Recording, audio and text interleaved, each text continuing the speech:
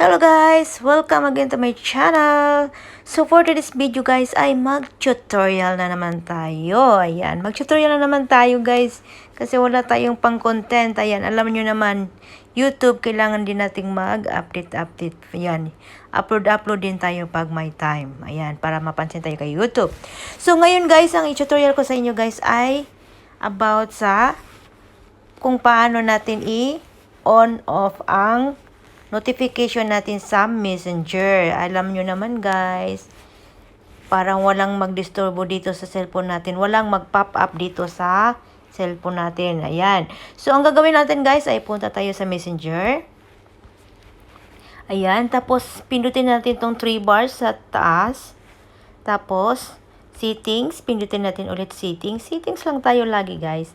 Ayan. Dito, makikita natin sa baba. Ayan. Itong notifications and sounds. Ayan, naka-on siya. Hindi ko pa siya na off. Ayan. Yan. Yan, guys.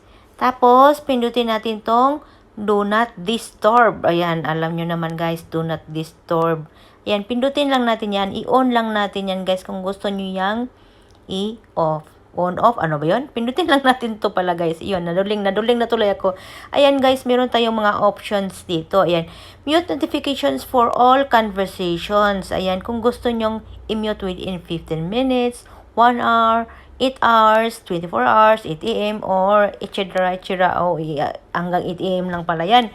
So ayan guys, meron kayong mga options dito kung ilan gusto nyong ayaw nyong magpa-disturbo na parang walang mag-pop up dyan sa cellphone niyo. Siyempre, pag lagi yang nag-pop up sa itaas, siyempre, nag-consume din yan ng battery. So, madaling maubos yung battery ng mga cellphone nyo. So, dapat mag-ano kayo guys, mag-off kayo ng notification sa Messenger. Ayan.